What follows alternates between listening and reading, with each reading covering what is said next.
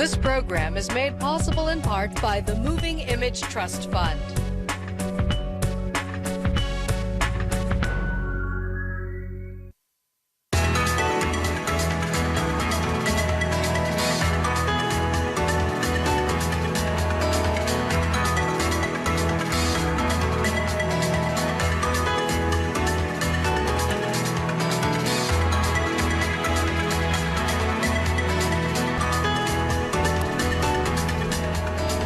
Hello again, everyone. Thanks very much for joining us.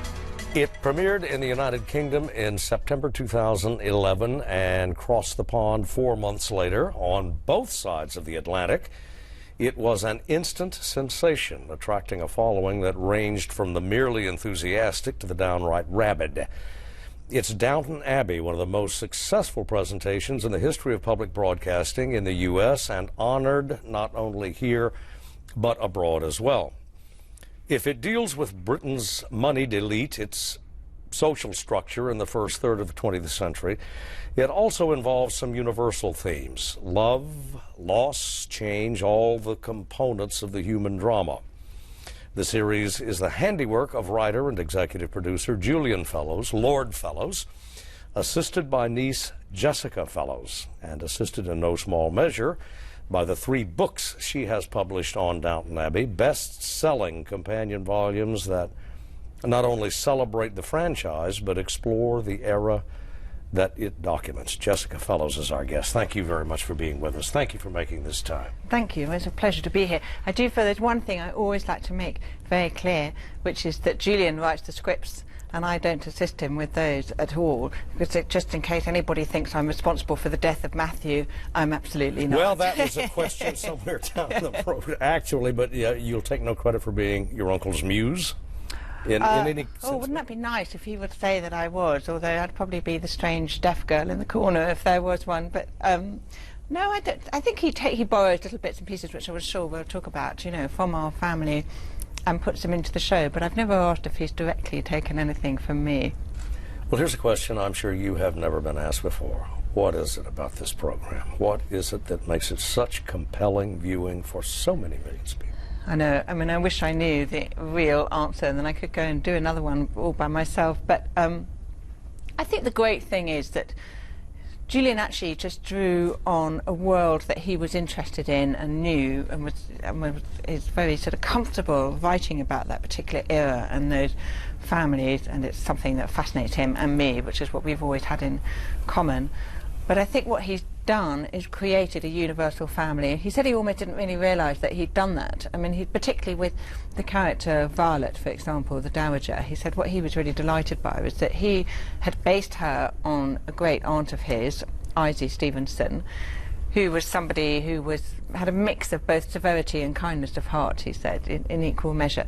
He said what he hadn't expected was for so many people to come forward and say to him, oh, we have a Violet in our family, you know, we have a great Aunt Maud who's just like her, or my grandmother is just like her. These powerful matriarchs who are simultaneously loved and feared at the same time.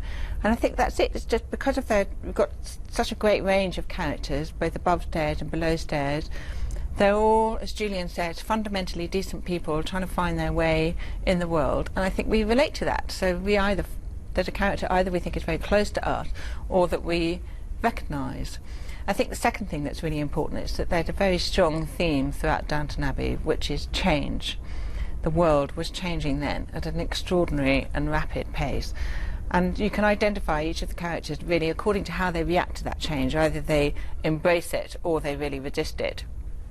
And in the same way, we've gone through a lot of change ourselves in the last 10 years, whether it's technology or genetics, you know, scientific developments and so on, which have impacted hugely on our social lives.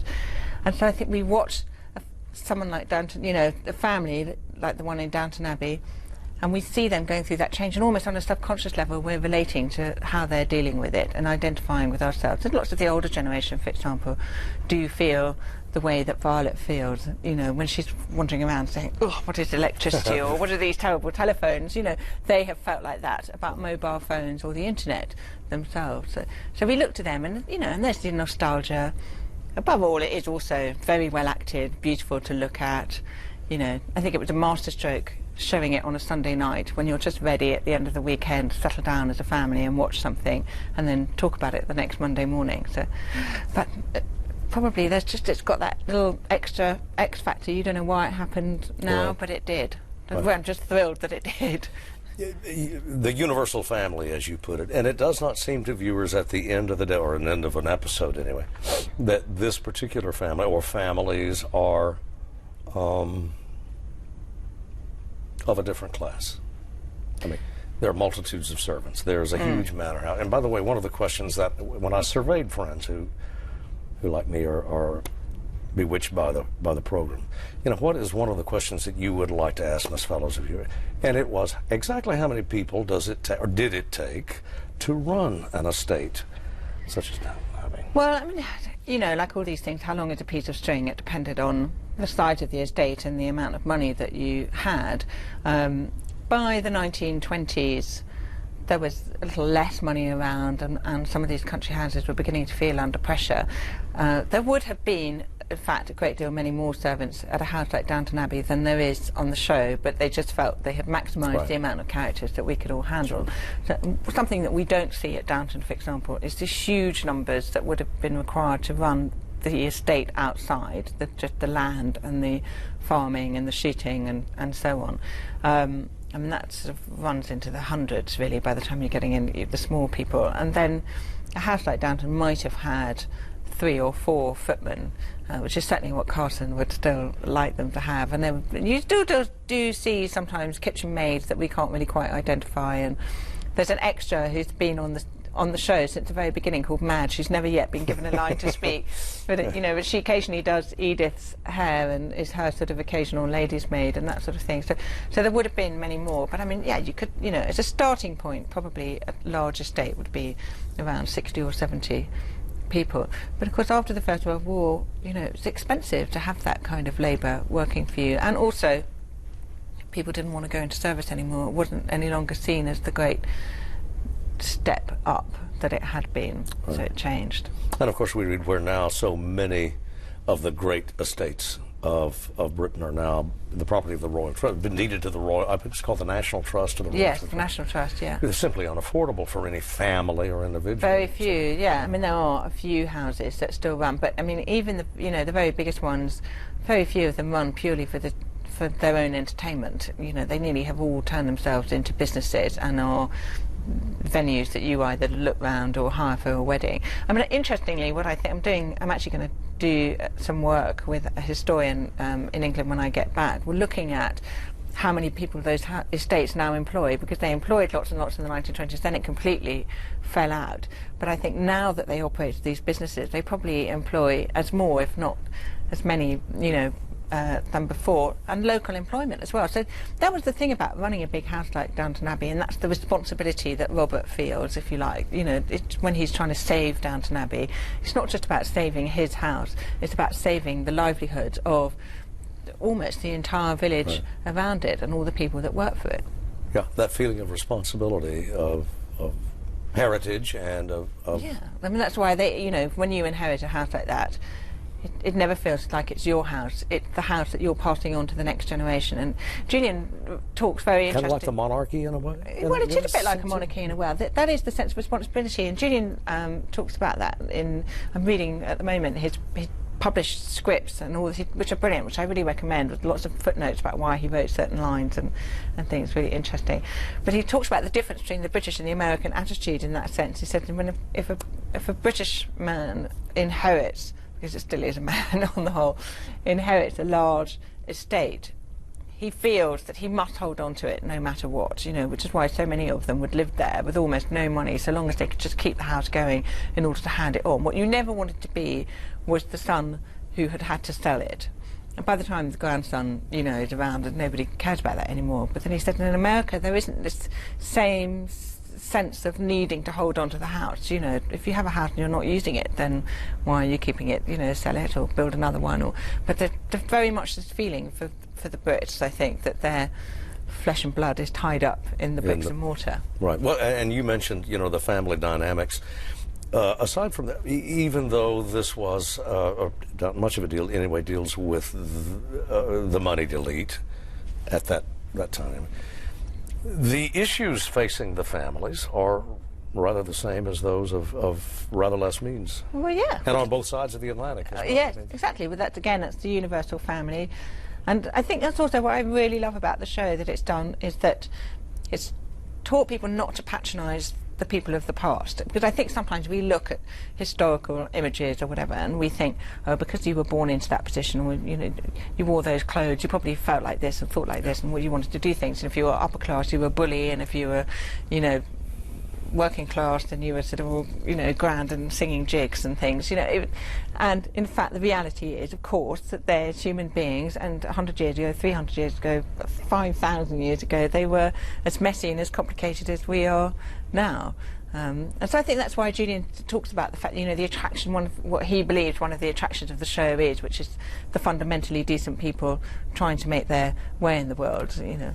Right. And also, to no small extent, humanized the programs, have humanized those who were in service. They weren't faceless anymore. They were just ciphers banging around in the No, although they weren't then either. I mean, I think what people forget is that when you lived in a house like that and you lived with your servants, everybody was under the same roof, and it just made for a much nicer life if everybody got on.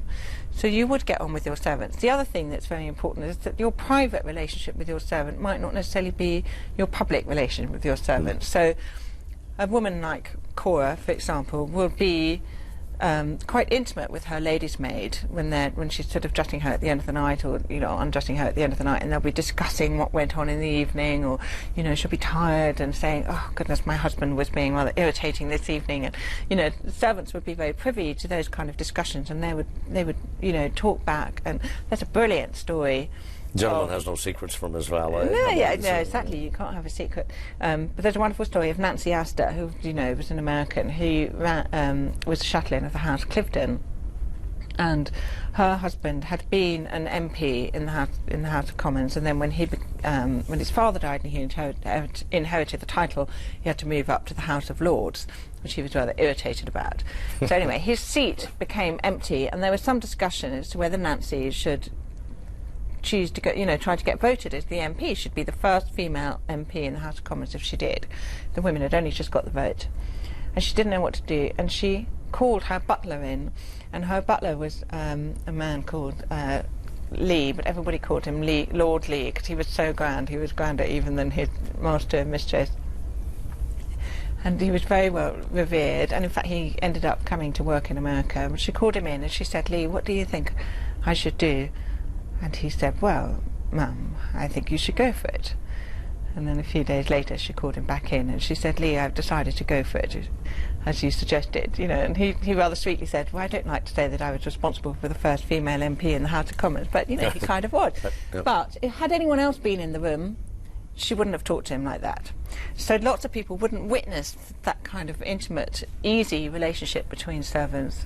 But it did go on. It did go on. It was quite open. So they weren't faceless. But you know, I'm not going to be too kind of kind about this, as it were, because it is also true that the sort of lower kitchen maids and things, you know, they would have been around. And Mary, there's a nice scene in one of the episodes where Mary is embarrassed by the fact that she realises she doesn't in fact know the name of Ivy, the kitchen maid, you know, and it's sort of having just had this rather liberal, easy evening cleaning out the pigs and things. You know, so there definitely was that divide going on, of course.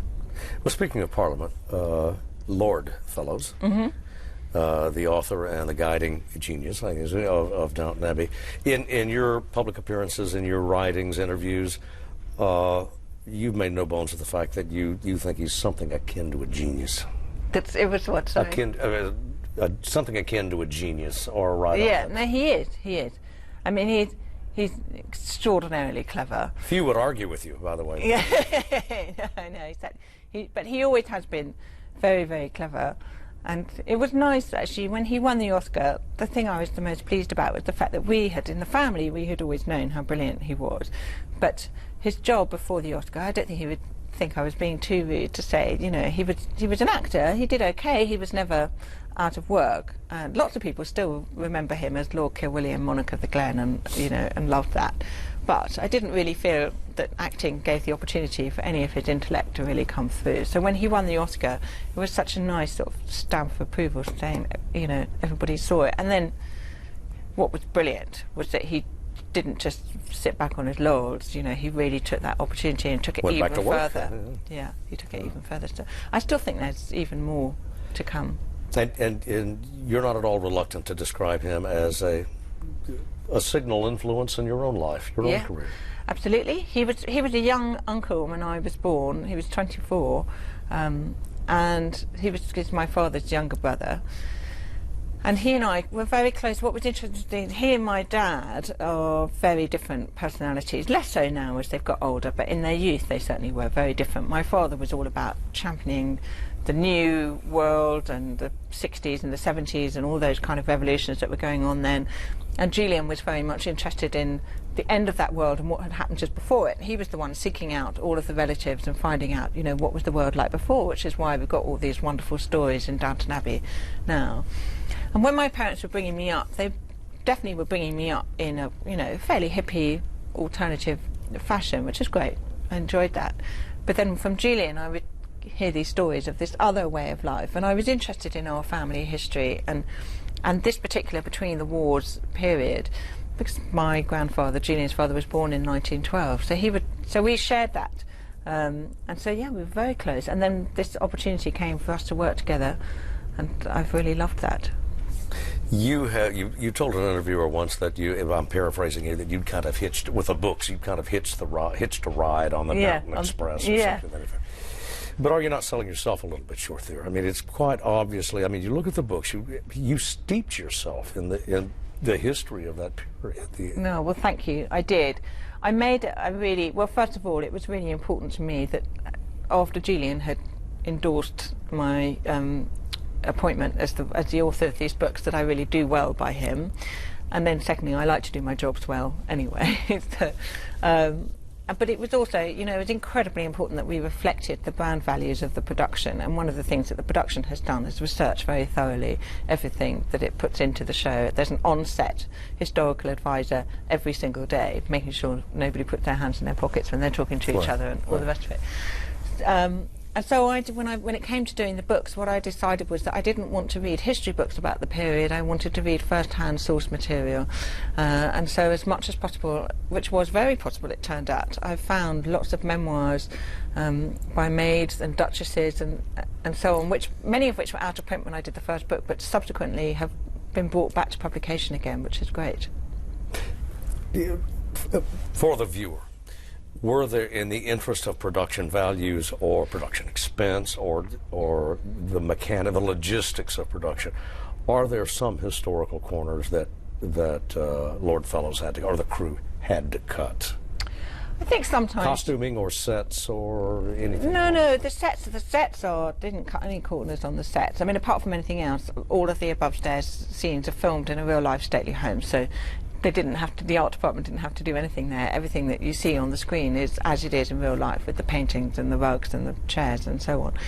No, I think sometimes nothing in the set is cornered at all. And in fact, they work very hard. The level of authenticity is quite extraordinary. So if you see a character, for example, reading a letter on screen, even though you can't see any of the writing, they will have had that letter written on the right kind of paper, addressed from the kind of address it would have come from. If it's written by a woman, they'll have had a woman to write it, all that, the right sentiments are written there and so on. If they're reading a newspaper, it would be a perfect reproduction of a newspaper from that day. And Hugh Bonville says it's wonderful when you're in character and you're on set, you've got the set here, but of course just out of the corner of your eye, much like here, you can see cameramen, you can see guys in jeans and things. So he said if you open the newspaper and read about the Bolshevik Revolution, then that helps you, get yourself in part.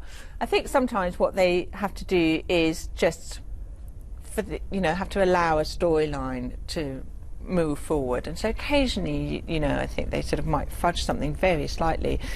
That's the job of the historical advisor, really. He knows what the director wants and he knows what's correct, and he'll say. The very small example would be, for example, that In the kitchen, there's a hall boy who is left-handed, and when we see him eat his breakfast, he picks up his cup with his left hand. That wouldn't have happened in 1924. Nobody was allowed to grow up left-handed in those days. You know, if you went to school, you would, you know, it was the evil hand. That was enforced. Yeah.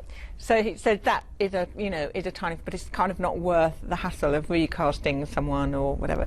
On the other hand, you know, Alistair Bruce puts in lovely extra little stories that you sometimes aren't necessarily written into the script, but you'll have a hall boy serving Carson breakfast, and that's an illustration of how footmen were trained by serving servants first and then serving the family. So you can watch Downton on repeat viewings and see these other little stories that are going on in the background. Mm-hmm. The end of, I suppose, the Edwardian era, which we have Flanders Fields, and then some days of austerity and hope, and then comes the Blitz, and I guess the rise of the angry Emmy. Can you look at that epic and say it's just a natural succession? I mean, maybe the war, World War II wasn't, but the evolution of Britain in the 20th century. It's difficult, isn't it? I mean, you know, because things happen the way that they happened, you know, and one can't have them any other way. But it's kind of an unfocused question. Yeah. Well, I think what happened was that the end of the Edwardian era was an interesting one because obviously it had Queen Victoria for such a long time, and people were used to things being done in a very certain kind of way, and King Edward was quite naughty in some ways, you know, quite unreconstructed, and lots of people enjoyed the fact that it was the end of the Victorian era. But he was a better king than most people realise, I think, and more on, you know, had his eye on the job a bit more than that. But there were rumblings of socialism and the suffragette movement. We'd had the Industrial Revolution, so technology was beginning to move. What happened was that the First World War escalated it at a massive pace. So when you look at the beginning of the Downton Abbey series, which opened in 1912 with the sinking of the Titanic, and then you look at the current season, which is in 1924, it looks as if 100 years have gone past. You know, they were driving cars, not horses and carriages. They're wearing short skirts, not great long things with corsets, and they're calling each other up on the telephone, not writing letters, and you know, it was extraordinary. So, and that, of course, had its impact on all sorts of other things. But it's, you know, it's fun watching them now because we've got the benefit of hindsight that they didn't have. So even when you're watching fictional characters like Downton Abbey, you think, oh, well, you know, the depression's just around the corner, so you better have fun while you can, and you know, all that kind of thing. And yeah, and the fact that a lot of those women, I mean, you think about Edith, for example.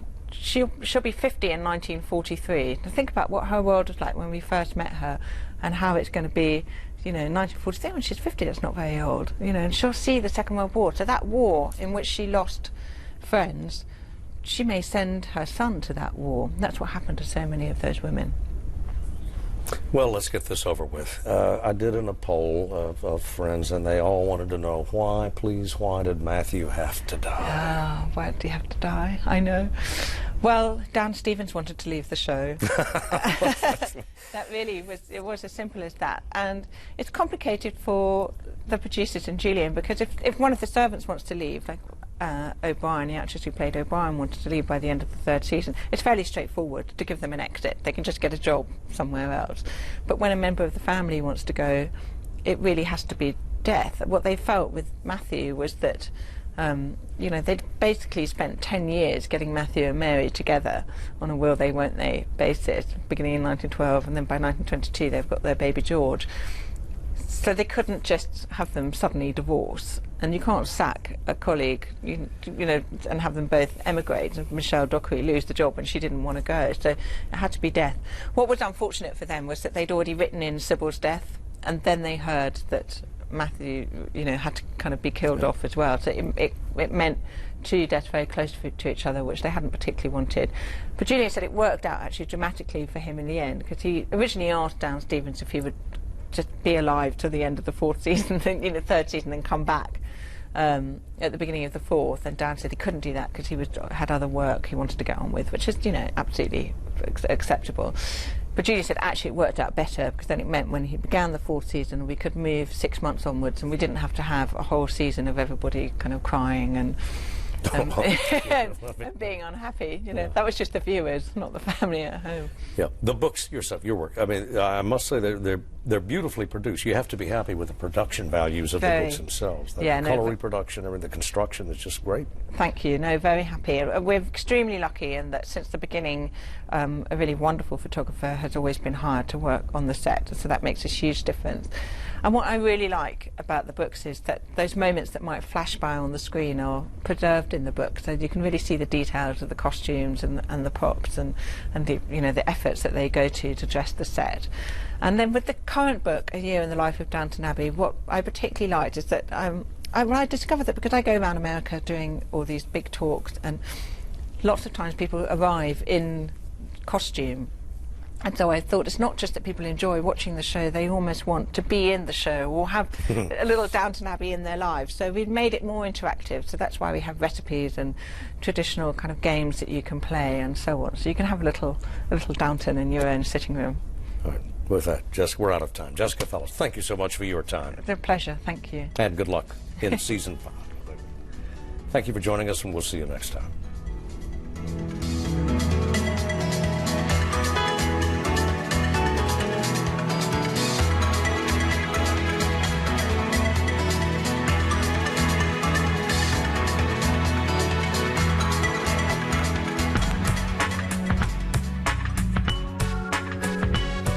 This program is made possible in part by the Moving Image Trust Fund.